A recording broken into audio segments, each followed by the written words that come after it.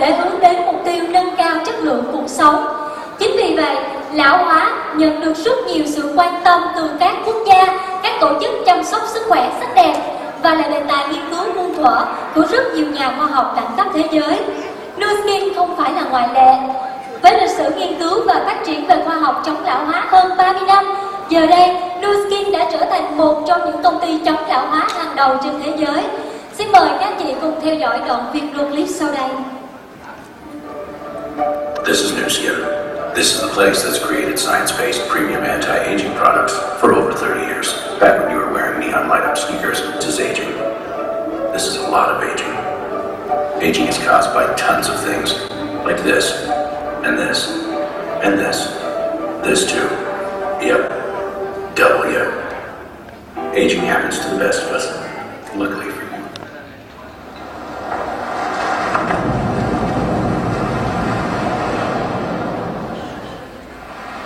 We are designed to live young. We want to hold on to who we are and the moments that define our lives. To bask longer in the sunshine of youthfulness and health. To feel alive and determine who we are by how we live, not by our age. We want to continue to find new beginnings and fresh challenges. To extend the best parts of our lives through the years. We live for these feelings, this passion, these adventures. We live for these moments.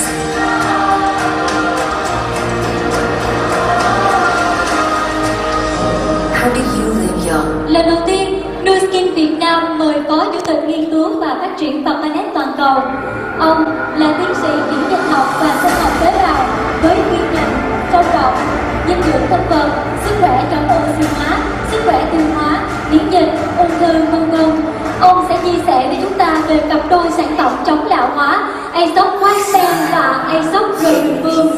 7, 6, 5, 4, 3. Hãy dành cho bước tay nồng nhiệt chào đón lên sân khấu tiến sĩ Mark Baren, Chief of Oxford, Dr. Mark Baren.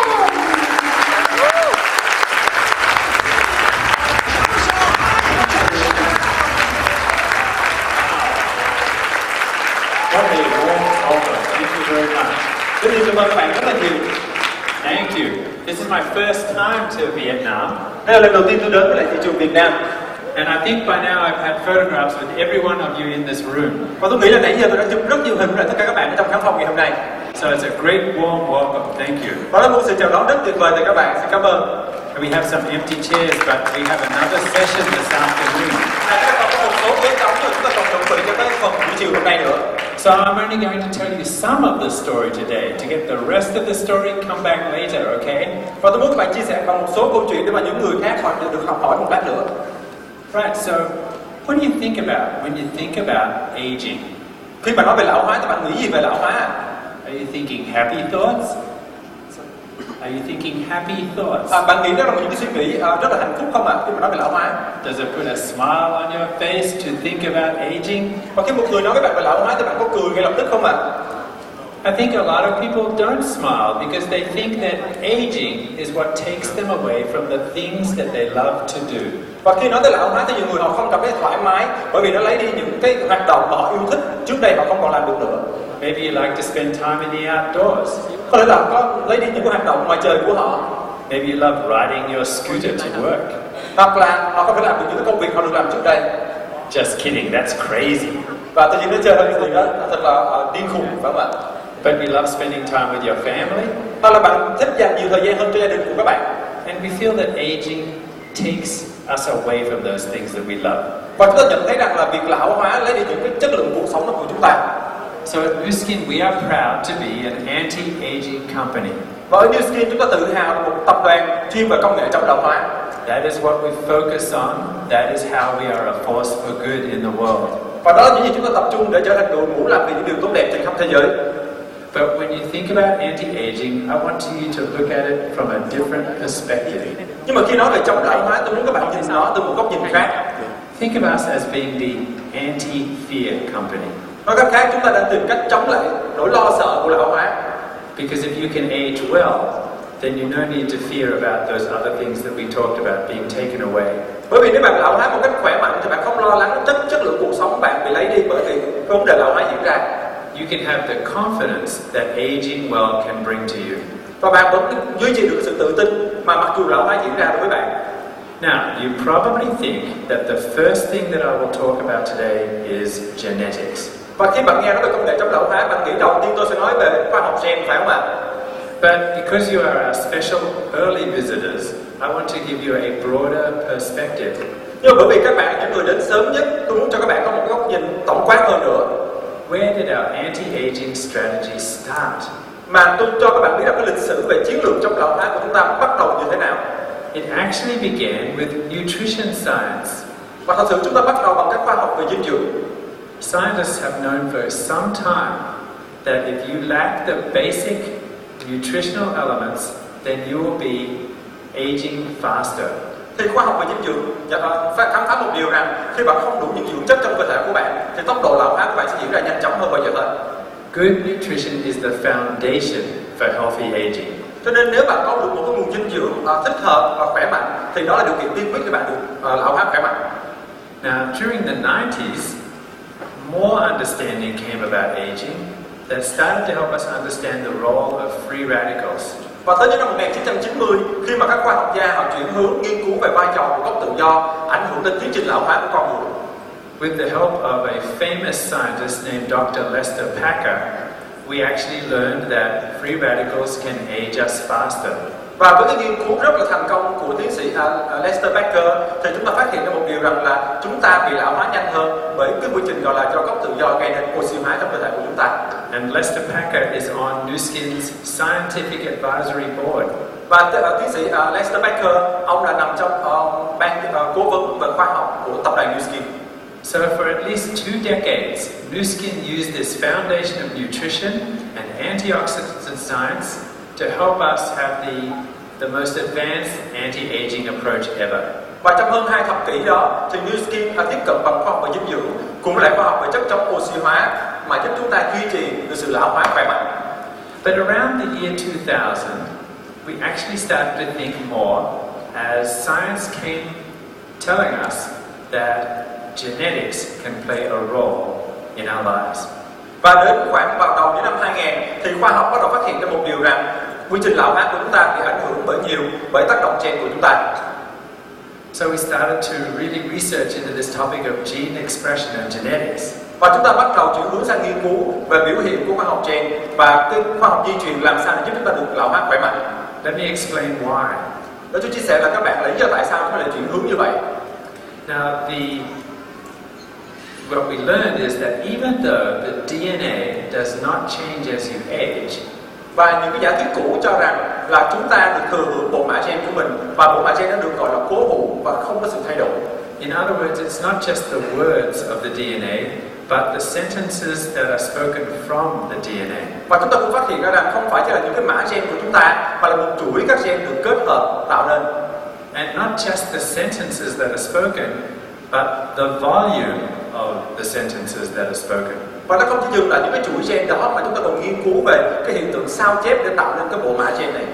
And one of the key learnings that we learned in the last 10 years or so is that the DNA takes cues from our environment. Và một những khám phá mới mà chúng ta phát hiện trong hơn 10 năm qua đó là bộ mã gen của chúng ta bị ảnh hưởng bởi những cái tác động của môi trường. Those cues from our environment, from the food that we eat even, can affect the sentences that are spoken and the volume of those sentences. Và điều đó có nghĩa là những cái loại thức ăn mà chúng ta ăn phải cũng như là môi trường sống của chúng ta sẽ ảnh hưởng lên cái chuỗi gen của chúng ta và quyết định cái bộ mã gen của chúng ta. This again is called gene expression. Và đó được gọi là khoa học về biểu hiện gen. And this can be very empowering for you. Và khoa học này sẽ rất là tuyệt vời với tất cả chúng ta. Because it means that even though our parents gave us genes that were not necessarily good for aging, we can actually change the gene expression and age well. Và điều đó tuyệt vời là bởi vì sao? Chính cái khám phá khoa học này cho chúng ta thấy một điều rằng cho dù các bạn thừa hưởng được những cái gen không tốt của ba mẹ các bạn, nhưng các bạn vẫn có khả năng thay đổi được biểu hiện gen của mình ngày hôm nay. So we feel very confident that as part of our anti-aging scientific strategy, we needed to include gene expression as part of this trio. Và đó là lý do mà tại sao trong cái kỷ nguyên mới này của chúng ta, bên cạnh khoa học về dinh dưỡng và chất chống oxy hóa, thì khoa học gen đóng vai trò rất quan trọng trong việc làm chậm tiến trình lão hóa của chúng ta. And so that's where this concept of age lock was born. Và đó là lý do mà khoa học age lock ra đời từ đó. So what we also can understand from our age lock approach is that it does not just try to attack the symptoms of aging. Và từ cái tiếp cận của khoa học công nghệ gen age lock, chúng ta không phải chỉ tập trung vào những cái dấu hiệu cũng như là biểu hiện của lão hóa. For example, see the arrow. Ví dụ khi bạn nhìn vào cái mũi tên đó, a symptom approach to aging might be, for example, as your energy levels decline, you just drink more coffee. Một cái ví dụ khi mà bạn giải quyết vấn đề từ biểu hiện, ví dụ khi năng lượng của bạn không đủ, bạn tìm cách bạn uống thêm cà phê để bạn tỉnh táo hơn. The coffee may give you more energy. Thì cà phê có thể cho bạn nhiều năng lượng hơn. May make you feel young. Và bạn cảm giác bạn có năng lượng trẻ trung hơn. But it's very temporary. Nhưng đó là cái giải pháp rất tạm thời.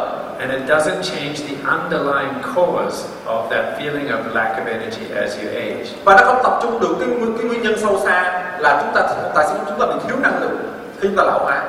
So I think you will agree with me that the best approach is go to the sources of aging. Cho tôi nghĩ rằng các bạn sẽ đồng ý với tôi rằng cái việc quan trọng là chúng ta tìm ra nguồn gốc căn nguyên của lão hóa, phải không ạ? We need to understand what is happening in the cells as we age. What changes? Chúng ta phải hiểu được là những gì đang diễn ra trong cơ thể của chúng ta khi mà chúng ta bị lão hóa đi. And that takes real science.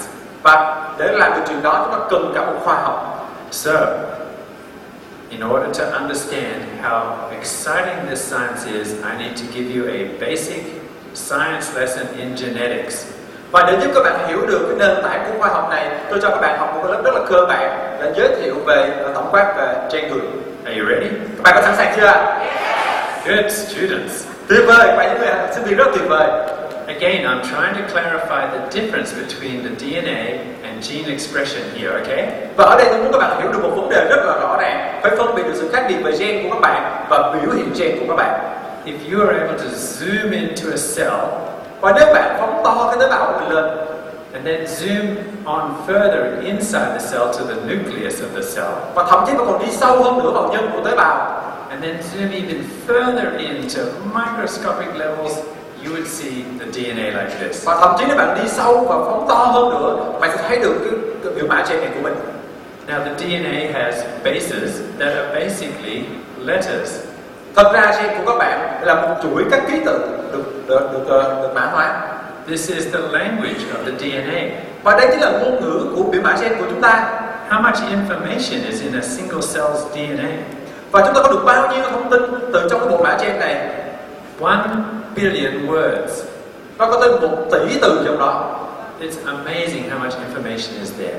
Và điều đó cho thấy rằng là một cái nguồn dữ liệu rất lớn, rất tuyệt vời. And it's like a book that's divided into 25,000 chapters. Và một quyển sách như vậy phải được chia thành 25 chương để hiểu hết về khoa học gen này. Anyone know what the chapters are called? Và biết những cái chương đó được gọi tên là cái gì mà? Genes. Được gọi là gen, Right? đúng không? So I'm going to give you an example of a very short gene. Tôi cho các bạn một cái ví dụ đơn giản về thế nào gọi là gen của các bạn. Do you see it there in blue? Bạn thấy cái màu xanh dương đó mà? Right? So that's one gene. Now, I spoke earlier, the DNA does not change as you age. Và bạn hãy nhớ hồi nãy khi tôi nói về gen của bạn sẽ không thay đổi khi bạn lão hóa. But copies, in order for the DNA to express language, copies need to be made of those letters. Nhưng mà bạn nhớ một điều rằng là cái gen của bạn được hình thành bởi rất nhiều các ký tự đó và phải được sao chép khi bạn lão hóa. So let's make one copy of that gene. Bạn hãy nhìn thấy đó là một cái bản sao chép của bộ mã gen của mình. With one copy of the gene, you get a little bit of expression and a little bit of gene product. Và khi mà cái biểu hiện gen này được sao chép thì bạn sẽ có được một cái kết quả mới và bắt đầu có những biểu hiện gen được hình thành trên cơ thể của bạn. If that gene wants to speak more loudly, you need to make more copies of the gene. Và nếu cái gen đó muốn được nổi trội lên thì nó phải tạo ra nhiều các bạn copy y hệt nó. So here we have 3 copies of the gene. Và bạn thấy trên hình ảnh đó là 3 cái bản copy của một đoạn mã gen được hình thành. What happens next is those copies of the gene, like recipes, are then turned into a product. Và cái điều xảy ra là sau khi ba cái bản copy gen này được hình thành thì nó sẽ hình thành một cái cơ quan chức năng của các bạn. Let's say that this product is collagen.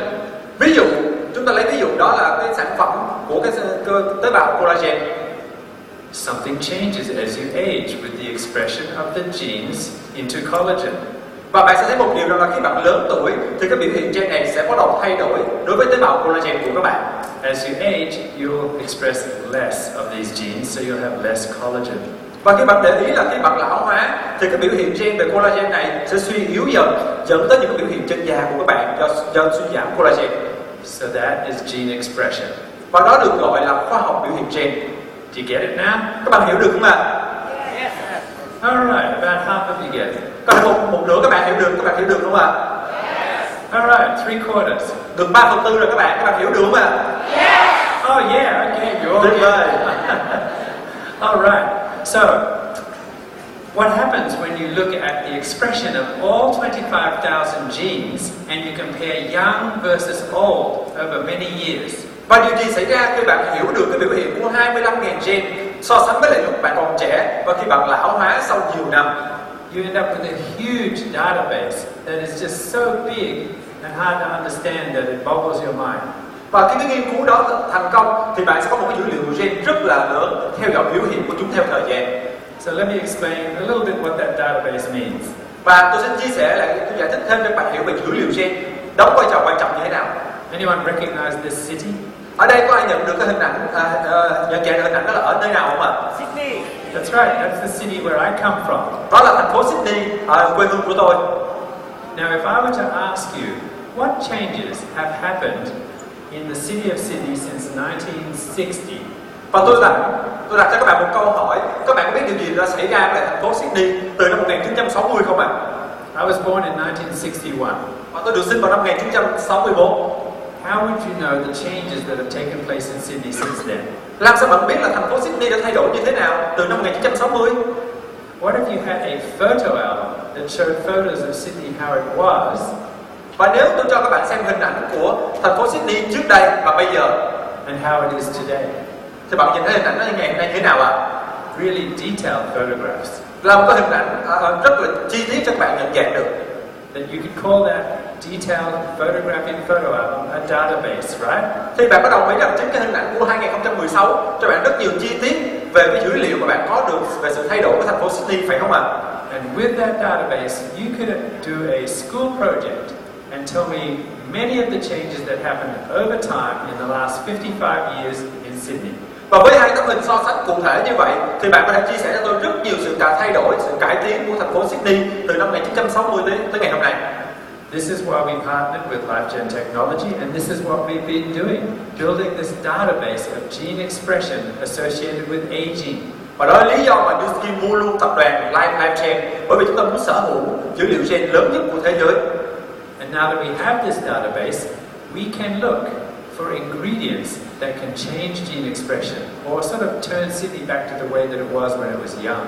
Và khi chúng ta sở hữu được dữ liệu đó, chúng ta sẽ tìm được là những cái yếu tố nào làm ảnh hưởng lên biểu hiện gen của chúng ta và giúp chúng ta có thể đẩy lùi cái tiến trình lão hóa đó, giúp chúng ta trẻ trung trở lại.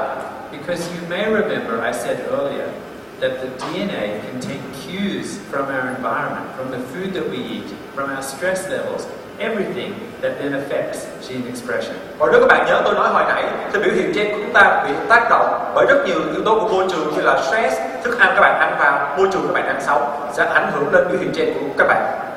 So it is this is age lock. This is what we have used to formulate our products for the last several years.